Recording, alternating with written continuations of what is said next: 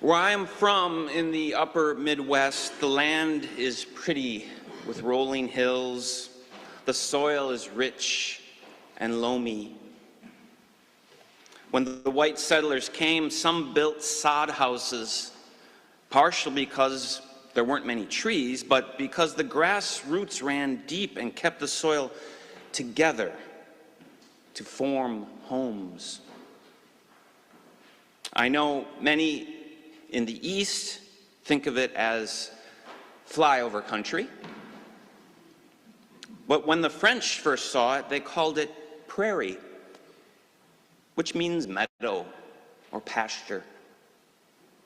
The land is full of dark wonder. Sometimes the glaciers dumped rocky till, and other times they flattened out swampy lake beds. And with all that decaying organic matter accumulating over time, the black loam smells like patchouli oil. Sure, there were remote clumps of trees here and there, but it was mostly a deep-rooted forest of forest of grasses. Those natural prairie grasses were rooted really, really deep, safely away from the heat of wildfires. Here in New York State, the bedrock is near the surface and constantly pokes up. But there, the prairie soil ran very, very deep. While I didn't grow up in a little house on the prairie, I did have some small city gardens. I remembered one year digging up some lawn and planting a few tomato plants, and out came beautiful tomatoes without fertilizer, without anything but just a seed. I had so many tomatoes, I was giving them away to the mailman. Every time suburbs planned a new parking lot over this beautiful farmland, I saw the missed opportunity to grow carrots. The white settlers plowed up the tall grasses, fenced and divided. Storm after storm came through, corn and soybeans sucking out all of the goodness. But one Memorial Day weekend many years ago, my wife and I drove through the night en route to Yellowstone National Park, and we found ourselves in South Dakota at dawn. And I saw the prairie alive like I've never seen it before. There was a wicked storm that made me slow down and turn off the interstate. We were on an Indian reservation somewhere where they had restored the land to its prairie goodness. The grasses were long, taller than a basketball player. The winds blew them wavy and wet. It was the first time I saw in all directions the power of no fences, no farms, no divisions, just sweet, unified seas of prairie grass.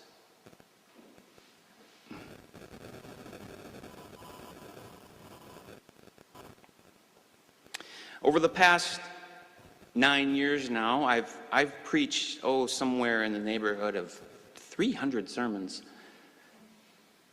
Some of them dealt with the rise of untruthfulness, conspiracy theories, and disinformation that produced this unreality that we're living in. I've preached in support of unions, in favor of welcoming immigrants to tune out the fear fueled by racism. Sermons that told the terrible stories of history. I've preached about life not being the survival of the fittest, but the survival of the friendliest. Sermons against law and order rhetoric that has led to racialized mass incarceration. In my mind at the time, these were all unrelated phenomena, seemingly growing trends that appeared unlinked in history. That changed this summer. I read a book by the philosopher Jason Stanley, who put all these different topics into a singular ideology. A light switch was flipped, and I could see the present room of our nation so clearly again. In all these 300 sermons, I don't think I've ever spoken the F word before. Fascism. Adherents to this ideology are growing in our country and around the world. In Germany, the right-wing extremist AfD party is the second most popular party. The growth is troubling, alarming, and it's just quite depressing. Now, I don't use this F word without thought and trepidation. When we label people as fascist, it dehumanizes them. I am against fascism, the ideology, and its hoped-for outcomes. I'm also against dehumanization.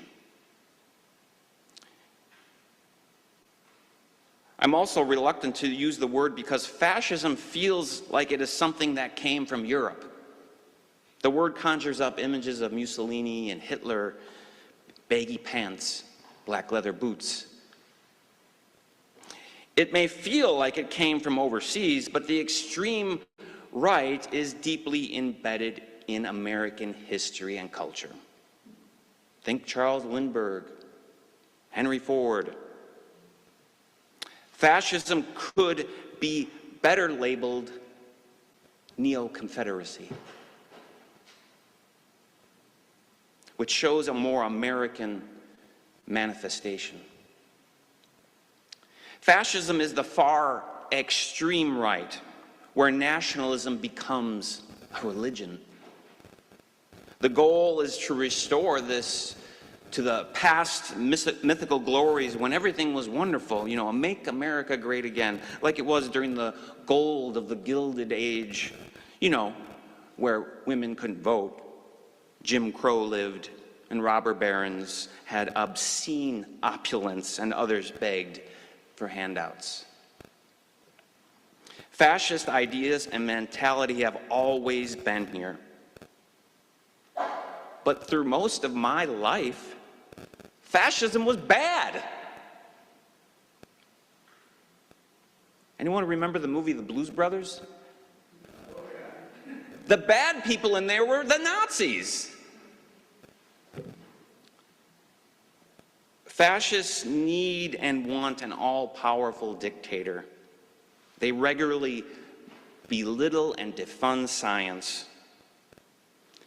Fascist ideology is quite possibly the polar opposite of Unitarian Universalism. Because we want people, all people, to be liberated and free. We want democracy and constitutions, decisions based on research and reason. We want our elected leaders and representatives to look at the facts and come to solutions that benefit the people.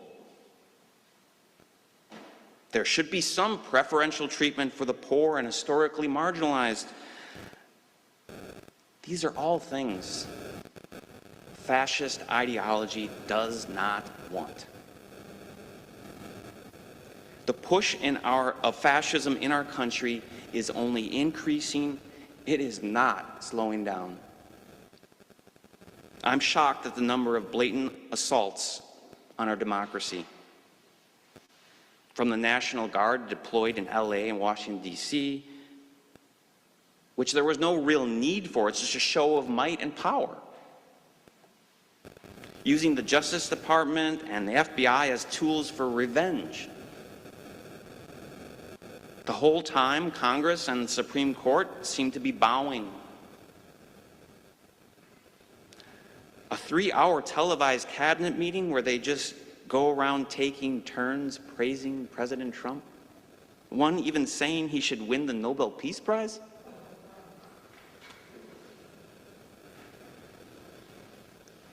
Trump no longer has reasonable conservatives and moderates around him. This time around, they're all loyal to him and to him alone. Institutions that are designed to not be partisan, like the CDC, the Federal Reserve, the Kennedy Center for the Arts, are being decimated. Black and Latino people with no criminal records are being arrested at their immigration check-ins to be deported.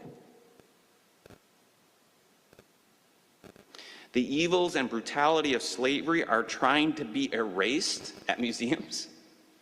Support for LGBTQ people as people, full people with full human rights, are on the wane.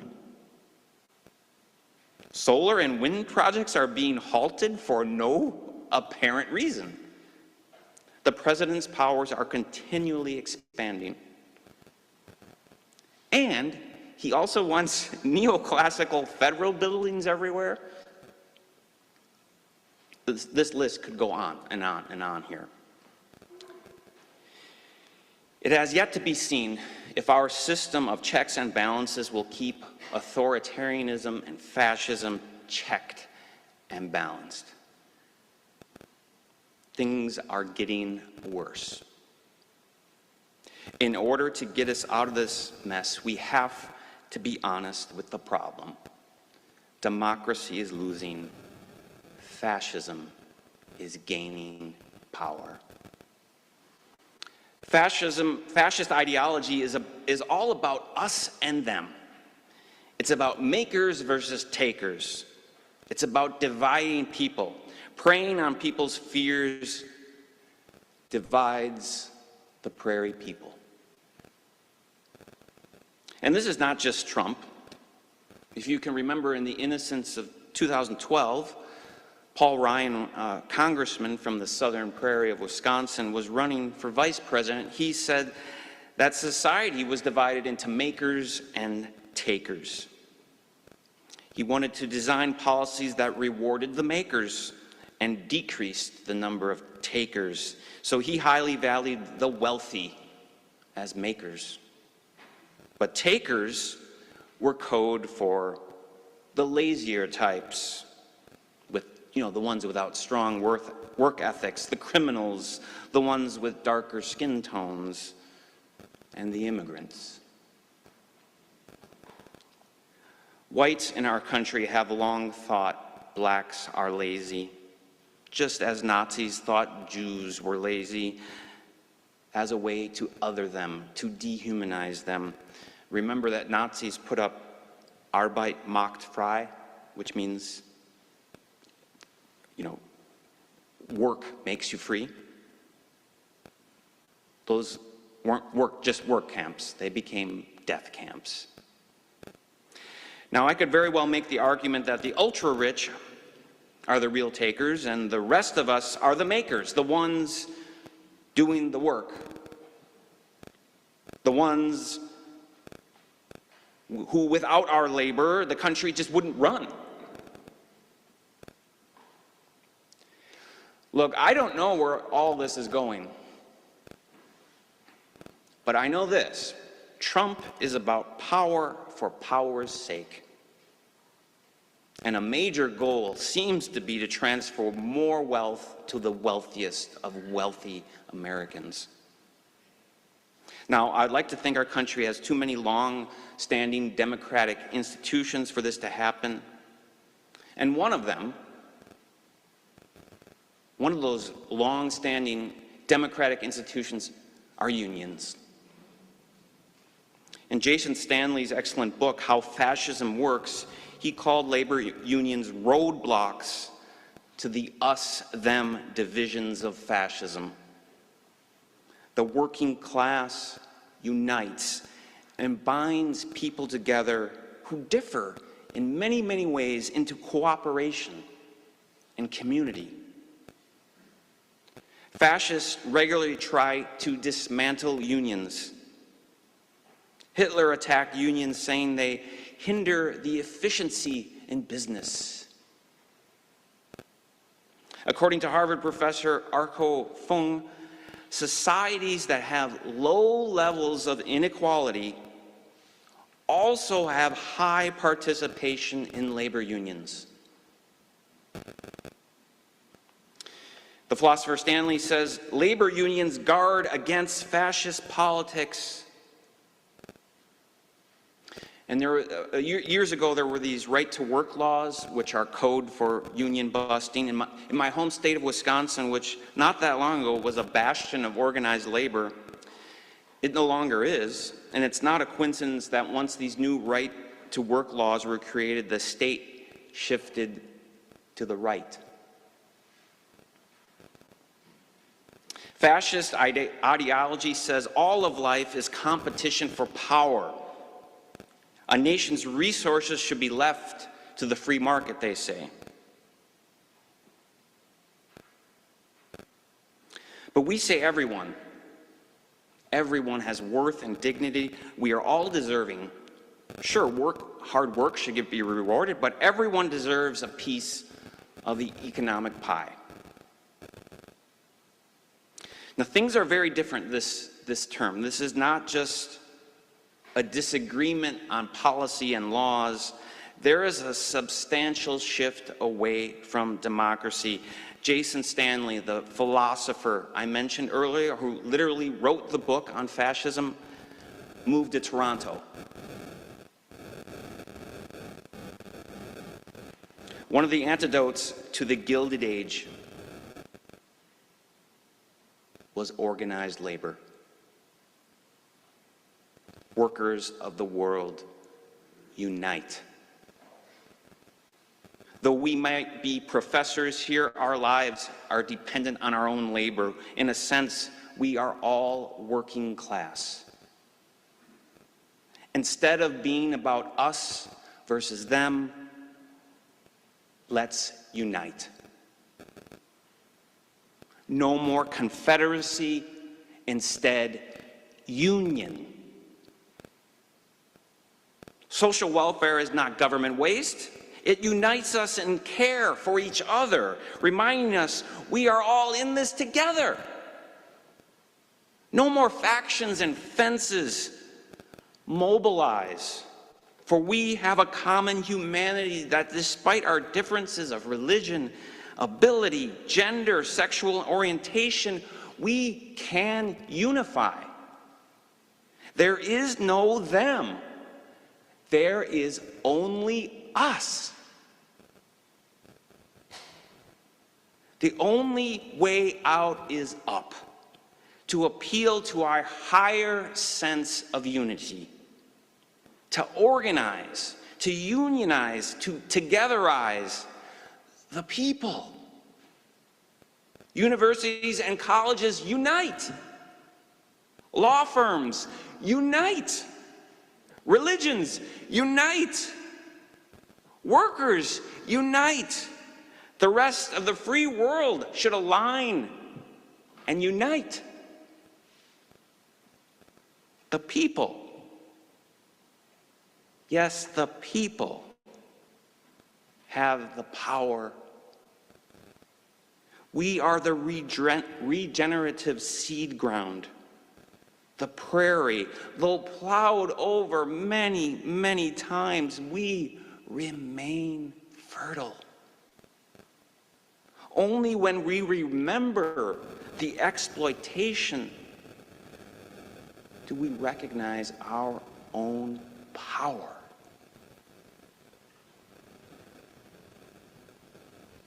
And such is the people, us, undivided, where no fascist ideology can overcome us. All the great work of the world is done through us.